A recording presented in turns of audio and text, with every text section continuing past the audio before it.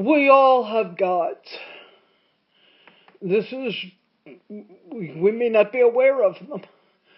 We may not want to believe this is a fact, but we all have gods. How do I know this? I don't know it. I trust Aaron, who says that we all have gods. And it's been my experience that as I've worked with students and in my own life, I've never found anyone who did not have gods, so I assume we all have gods.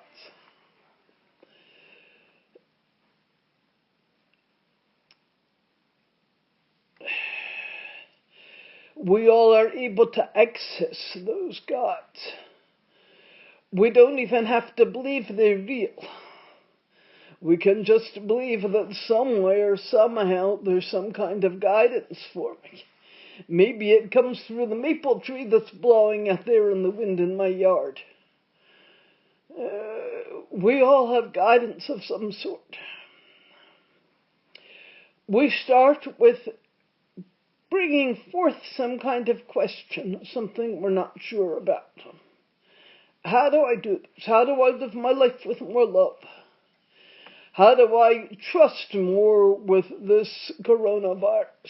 That things somehow will work out in a way that's livable for me and for others. We start with a question, and then we ask. I need guidance. I need to know how I can live my life for me, how I can live my life more lovingly with my post-stroke husband, how I can live my life more lovingly with myself as this body approaches 80. I'm not 80 yet, I'm 77. I'll be 78 on my next birthday. But this is closer to 80 than I ever thought I would be. 70 doesn't sound old. 80 sounds old to me. How do I live my life in this way? One of the ways Aaron has taught us to connect with our guidance is to start with a notepad and pencil, or a computer and keyboard. To ask a question, and then just picking up the pen. Just ask the question, and if you feel any information coming through you, not to try to listen to it before you write it down, just to write. Sometimes called automatic writing.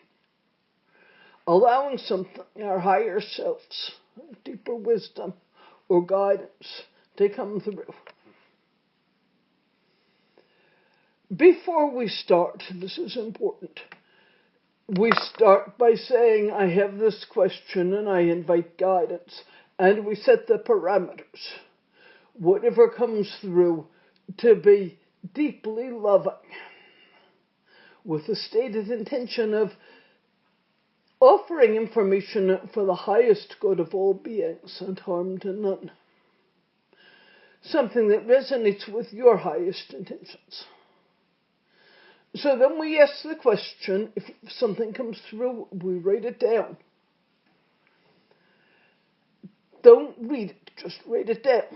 It may be 3 words, 3 sentences, 3 paragraphs, 3 pages. When the flow seems to stop, then you read it. If it resonates with your own highest intentions and it may not feel entirely comfortable. It may challenge you beyond what you think you're capable of. But it resonates as truth in some way. Then you can say, thank you, and ask a further question. If it does not resonate as truth, you stop right there and say, no, this does not feel to me like it's for the highest good of all beings. This feels judgmental in some way or narrow. I ask for a guide who can bring forth information that truly is for the love of all beings and for the highest good. And then start the process over again. Eventually, you will connect with guidance. If nothing comes through in pencil and paper like that, carry the question outside. I knew somebody who was asking the question, should I start to buy bottled spring water, or is the water from my tap okay? They really wanted to know. They asked Aaron, and Aaron said, I can't tell you that. Ask your guidance. So they tried this process, asked the guidance. Didn't get anything. Went out in the car, and at the first corner, at the first stop sign, a truck went through with an ad on it that said, spring water. Drove another block, turned a corner, drove another block, and there was a big billboard that said, buy spring water. And went to the market where they were going. The first aisle, there was a big, sometimes there's sale merchandise at the end of the aisle, bottles of spring water. Well, this was guidance trying to answer the question. The person smiled and said, okay, I've got it. I'm to use spring water.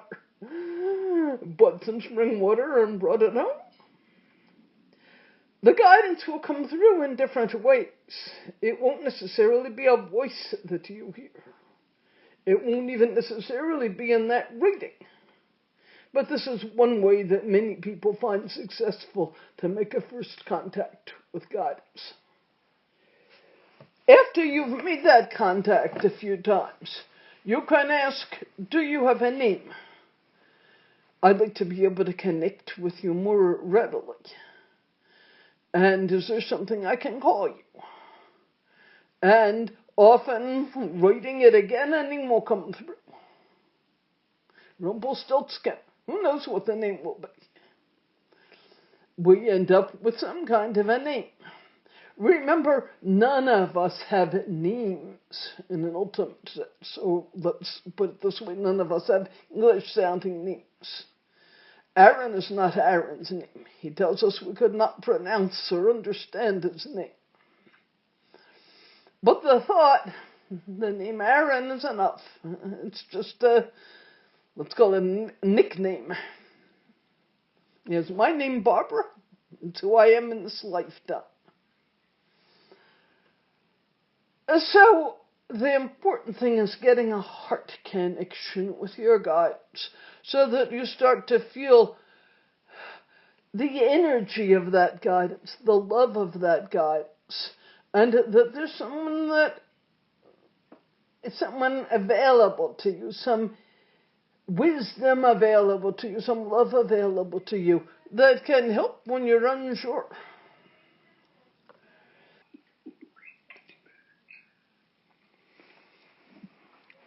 I think the most important thing is the authenticity of our intention. If we have two intentions, which we usually do, to learn and to grow and to protect ourselves, then we may be certainly pushing them away at the same time as we're inviting them. At that point, it's probably very useful to ask, if in some way I'm pushing you away because of fear, can you help me to see that fear and resolve it? Can you bring me the information I need in meditation or in whatever means? Guidance you may be moved to pick up a book. Or a friend may call you and say, I've been reading this book I think would interest you. We have to stay open to the possibilities, not grasping it, but open. Your guides will do everything they can to help support you, but obviously we have to co-create with the guides.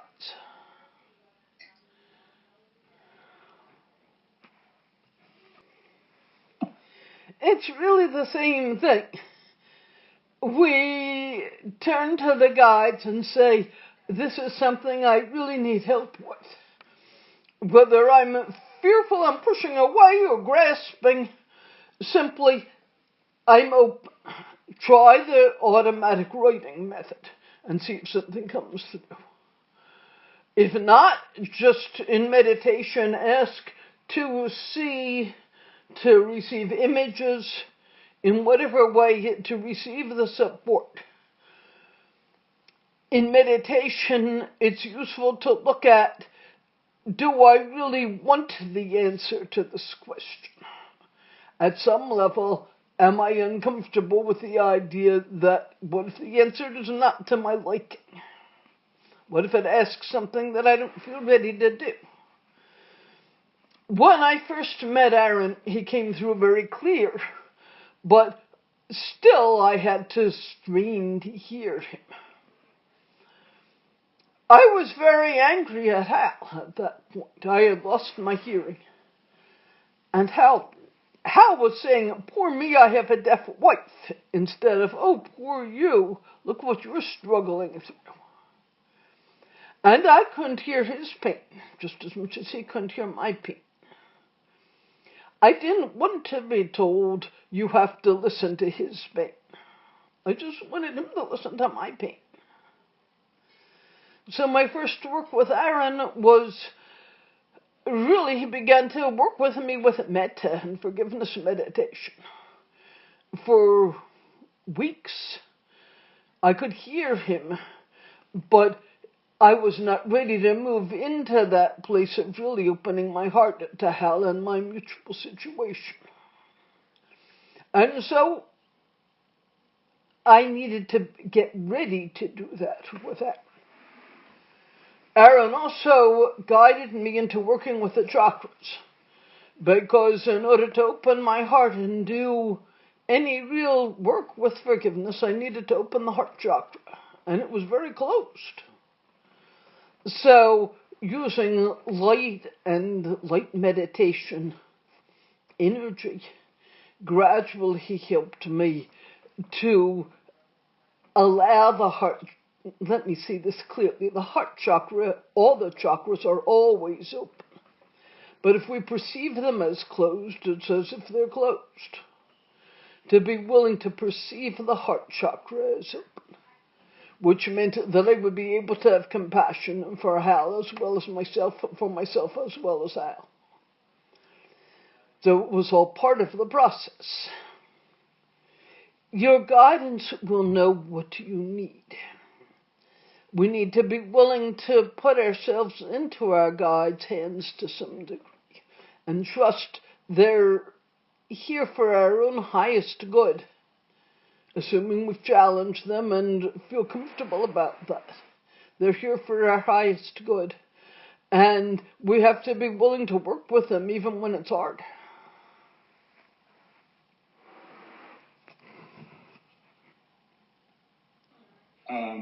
I like to raise the question again about access concentration versus pure awareness, understanding the difference. So in my view of these two, access concentration is a level of concentration in which we are able to see clearly the arising and ceasing of objects. And there is no clinging or reaction to the pleasant, unpleasant, neutral feeling of those objects. So it is a level of concentration where we are aware of objects arising and ceasing readily. So we are very present, seeing the objects arising and ceasing, but essentially not going further along the chain of dependent origination that we talked about yesterday and today in the instructions. So one hears a sound or thinks a thought or experiences a body sensation, and there is just the arising and ceasing of that object without any stickiness to it. In other words, there's no adhesive quality to the object in terms of getting drawn into, especially the pleasant or unpleasant feeling or vedana associated with that object.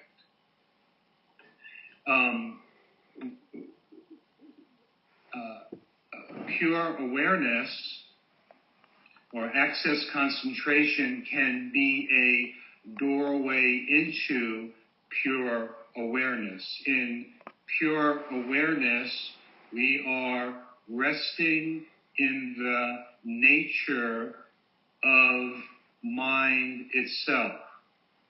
In resting in awareness itself, there may or may not be an object present in that awareness. So a difference between access concentration and pure awareness relates to this experience of in pure mind where there may or may not be any objects. We're just resting in awareness itself. Perhaps Barbara has something to add to this. Go ahead, Barbara Brodsky. I don't really have anything much to add. That's very clear. Thank you, John. I will add something not because it's needed, but simply from my perspective. Access concentration is more focused in because it's object-oriented. It's seeing the objects arising and passing away. And for that to happen, the chitta that's able to perceive these objects, I'm more focused on the fingers than the space between. As there is increasing awareness of this dissolution, the focus shifts from this process of seeing objects arising and passing away, shifts into the spaciousness between the objects. There I'm shifting into awareness. At some times in my practice, it seems to go back and forth very quickly. Object focus, which is more narrow, and then awareness, and then another strong object comes, focused in, access concentration, and then awareness. But eventually for me there's a shift wherein the objects arising are just objects arising. There's nothing really to pay attention to. I just am there resting in awareness. I'm trying to think of a good example. If I was in a boat flowing down a river, not needing to do much steering, just drifting, and I'd see houses and trees and people and cows, different things on the shore. Here's this. Not going out to it, not aversion to it, some pleasant, some unpleasant, some neutral, but it's just all going by. How long does it have to all go by before you just settle back and rest without needing to identify objects or contract in any way about objects? It's just resting in that spaciousness, broad awareness. So that's the way it feels to me when I experience it. When is the time in meditation to ask for help or try to connect with someone through metta, since those activities require thoughts at the beginning, at the end, or as in a break in the middle of meditation? This question was from Sam. I do that before I sit, and then I let go of it. That's my personal way of doing it, because I don't want to go into thinking and asking for help and so forth in the middle of my meditation. It's interruptive for me of the meditation itself. So before I sit, I spend a few minutes with my intention for the sitting. John, do you have anything to add to that? So I am assuming from a question when it says ask for help, that he is meaning help from spirit guides. Would either ask for support at the beginning of the meditation, sometimes at the end.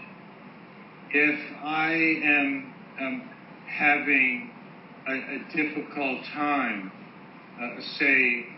experiencing a very heavy emotion or habit pattern, then sometimes in the middle of the meditation, I will ask for support.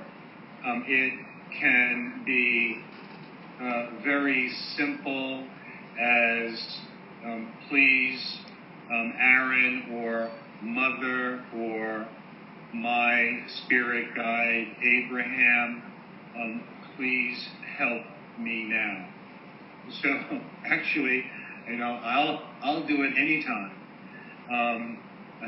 and I'll ask for support when I need it, but usually it's not in the middle of the meditation.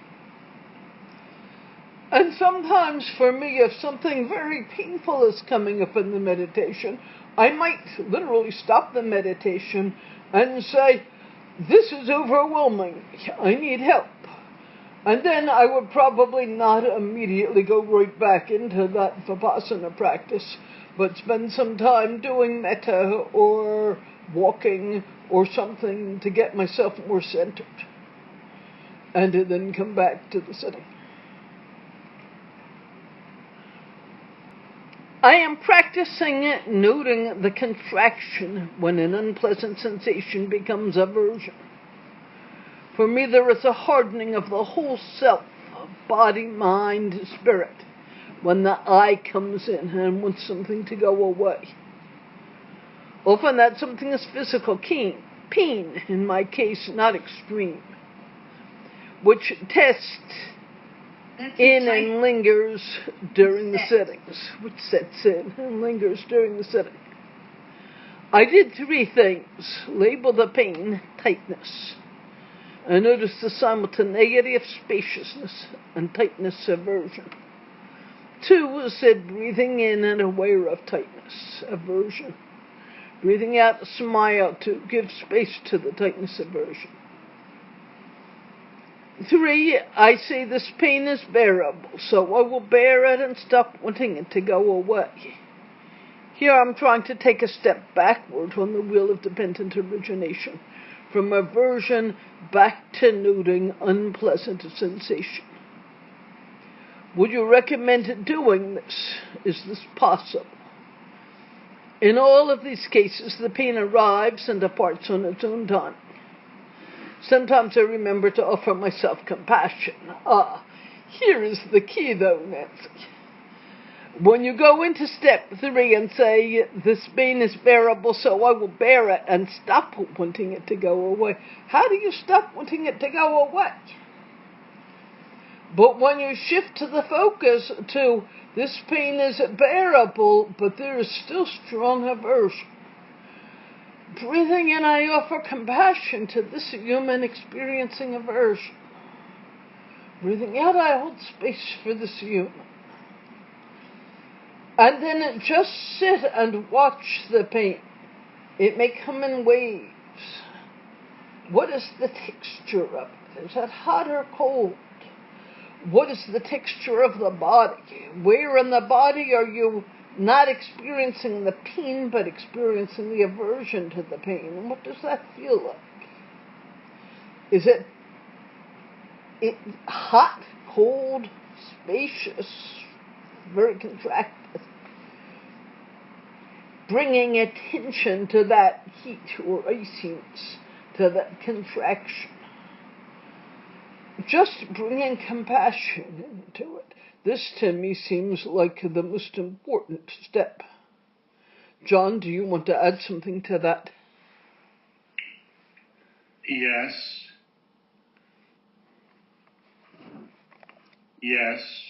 Just that at the end of the question here says,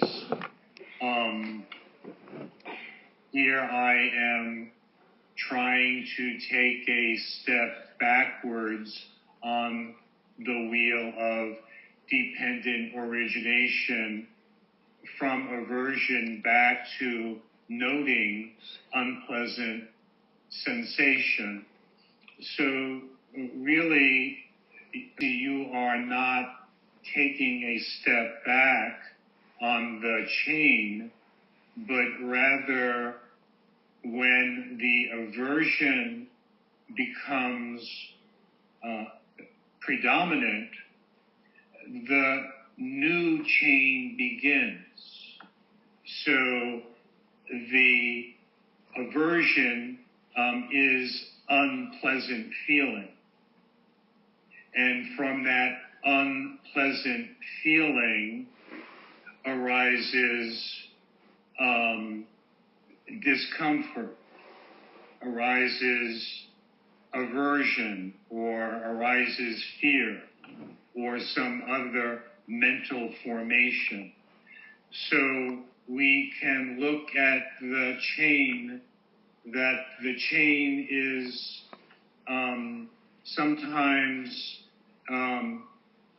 becoming renewed over and over again when the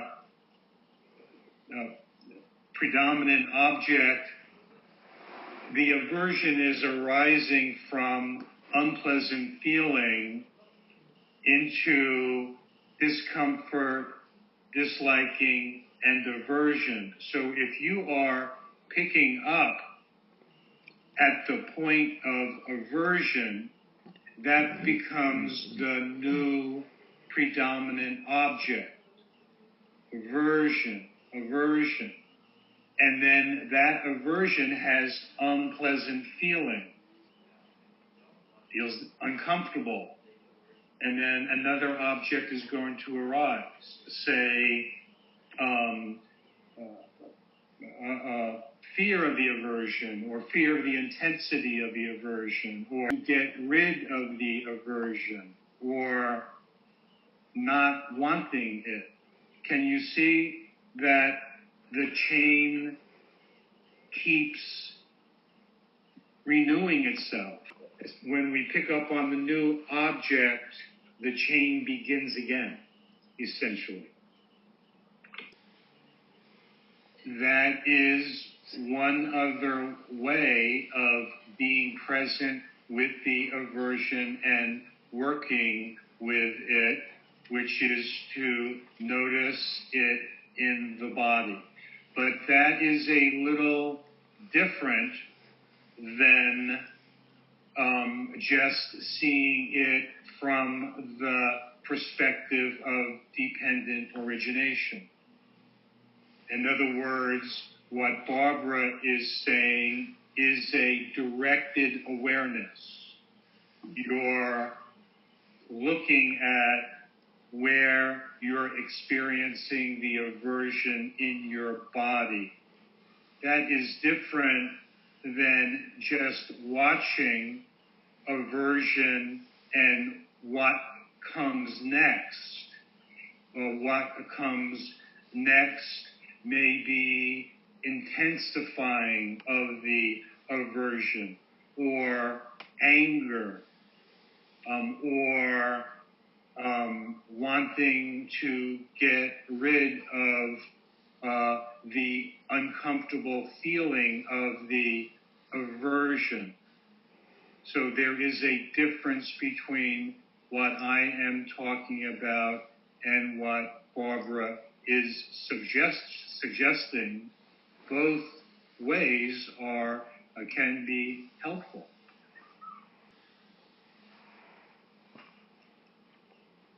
Okay, Barbara, anything else to add to this? Yeah. Thank you for what you said, John. This is such a precious opportunity for learning, because we're not practicing to get rid of unpleasant feelings or aversion, but really to use these as part of the pathway to awakening. By which I mean part of the pathway to really seeing it's all arising out of conditions and passing away. It's impermanent, not of the nature of a separate self. So as we watch unpleasant feelings harden into aversion, if with enough compassion we're able to be present with the aversion and watch that dissolve and rest in the spaciousness until another feeling, pleasant or unpleasant, arises and may or may not harden into grasping or aversion or may simply pass away. As we watch this flow, eventually we just settle back and watch it like firecrackers going off, bursting out into the sky and then dying away, and there's just the black sky. Finally, the depth of wisdom and compassion are there that no longer needed to harden into grasping or aversion. And then finally, there's just space for pleasant and unpleasant. It arises, it passes away. At this point in our practice, the access concentration is strong. Objects are arising and passing, and we've been focused on the objects arising and passing away. But at a certain point, there's a kind of, so what? It's just all arising and passing. This is a specific stage that in the Theravada lineage, the vocabulary is called change of lineage knowledge, which vocabulary simply means what I'm seeking is not here, and all these feelings and thoughts and so forth arising and passing away. It's not here. Where is it? The chitta that is capable of perceiving the unconditioned is open through access concentration. But we have to be ready to look, to move our gaze from this object orientation into the unconditioned. And that direct, profound experience of the unconditioned comes at that moment when we stop following the unpleasant feelings, the aversion, the grasping, all of it. It's just poof, poof, poof. We shift, the focus shifts from objects arising and passing away into the unconditioned, the direct experience of the unconditioned. And this is profound. I don't want to overemphasize trying to experience the unconditioned. It's not something we try for so much as we hold the intention at the beginning of practice. And then we let it go and just do our practice and trust that we will come to this point in our practice when we're ready for it. But also I don't want to dismiss it because it's a profound shift of understanding of the heart of everything. So it's something we hold the intention for gently and let go of and just trust. When I am ready, I will experience this. And then we'll experience it again and again, each time deepening in wisdom, deepening in compassion. As I move through this whole process of awakening. And it is a process. Each step a little bit. Oh, now I get this. And now I get that. And it just keeps growing. Thank you. Barbara, you said depth of wisdom and compassion. Not just compassion, but with the depth of wisdom and compassion, Slower, please, John. aversion may still arise, even if there's wisdom and compassion. Slow down, please. Okay, Barbara. Yeah. This is John speaking. Yes. Even with a depth of wisdom and compassion, it is still possible for aversion to arise, but one is seeing that aversion clearly and wisely with a open heart, and therefore relating skillfully to the aversion. It doesn't mean that the aversion doesn't arise. Is that correct, Barbara? Yes, thank you for that clarification, John. As long as we're human, there are going to be times when aversion arises. There are always going to be pleasant and unpleasant experiences. And sometimes we're just not quite there at a place where the aversion, it comes up.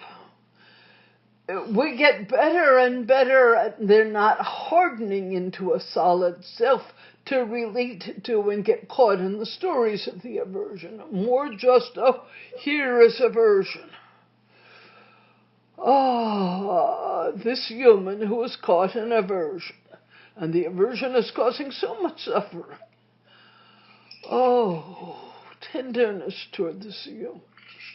And because of our grasp of the Dharma, we're much more easily able to step back from the stories and just not get caught, not perpetuate the stories. But that doesn't mean we're not in pain.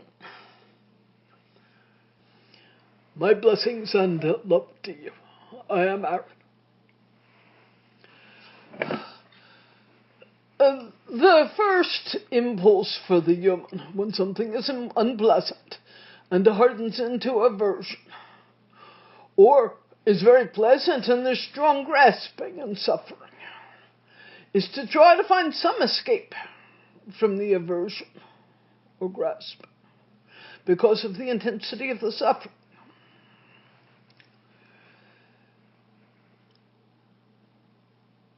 The human normally wants to either disappear off to the Dharmakaya side of the bridge and rest in that bliss, or to run off the Nirmanakaya side of the bridge and shake whatever it perceives as causing the suffering or grasp. Fix it. The ability to be present, sometimes with truly almost unbearable circumstances, terrible loss, pain, feelings of betrayal, the ability to hold the heart open in those circumstances is the ability to carry the light of one's heart into the darkness, which therefore becomes sacred darkness, because it is lit up from the loving heart. While awakening can happen in any circumstances, my experience is that it is more likely to happen in these times where the heart is willing to go into the darkness and hold space in the darkness until the deepest truth of Dhamma is revealed, arising from conditions impermanent, not self. And at that point, there is true awakening, irreversible awakening. The one who simply goes into the darkness, gritting its teeth, not carrying the light with it, will find stoicism but not awakening. The one who runs from the darkness will not find awakening. In order to go into the darkness with light, you have to know the enormous radiance of the heart and have begun to trust it. And that's what converts the darkness into sacred darkness. David, does that answer your question?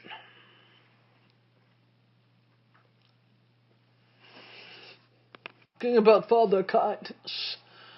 Father John and Father Kindness have come to us.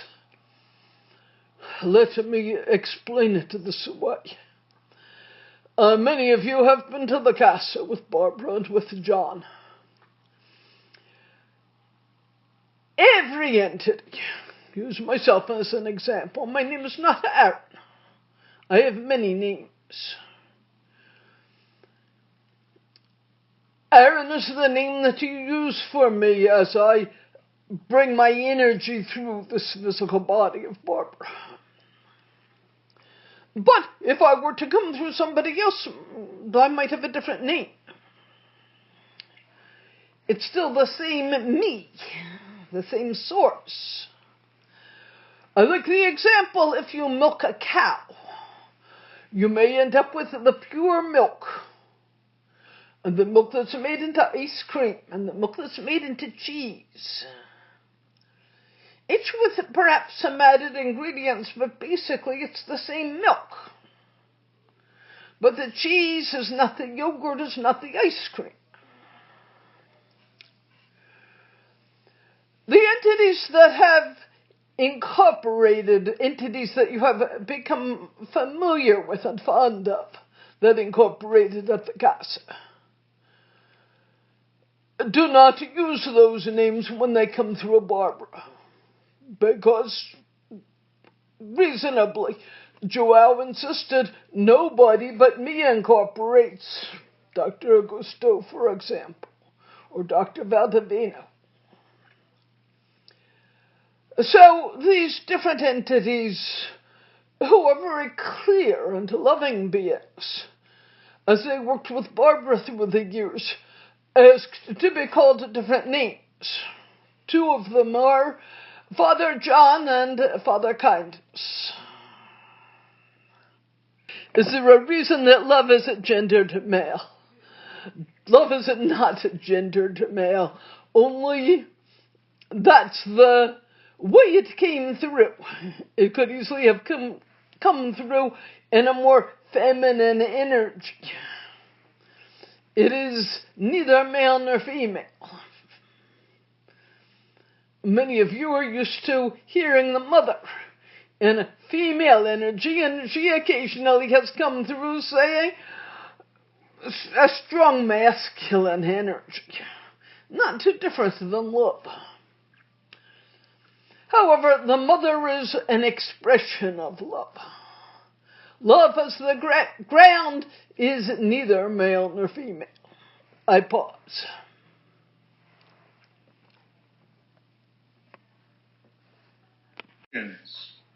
That seem to be old. The emotions have been fairly intense. They feel like they are embedded in the emotional body and physical body.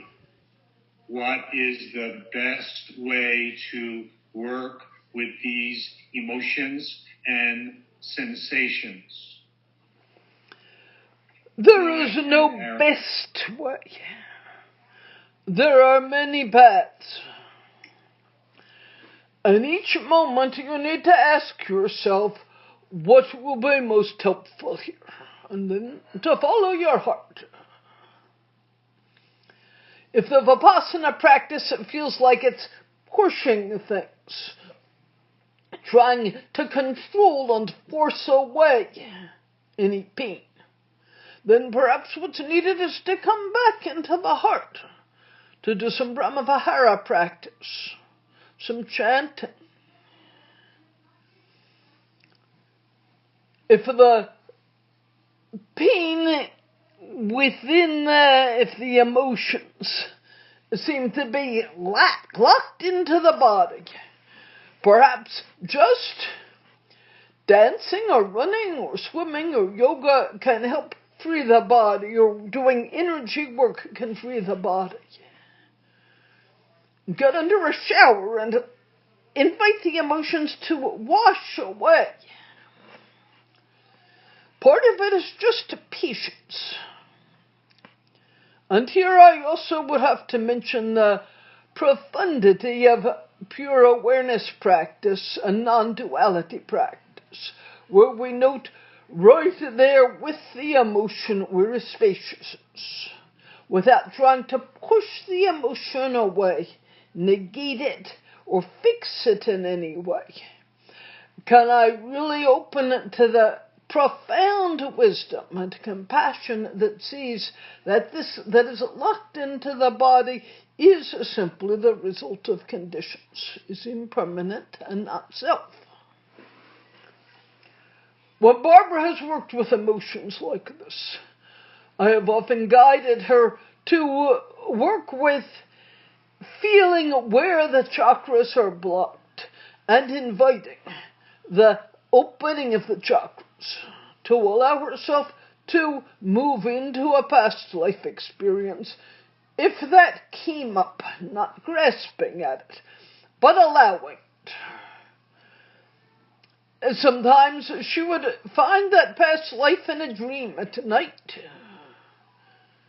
Sometimes it would happen just walking in the fields behind our house, and something would resonate for her, and she would literally have to stop and sit and feel, how does this relate to the intensity of pain I've been feeling? So that it begins to free itself. A lot of this is simply, I hesitate to use the word grace, but I know of no other word.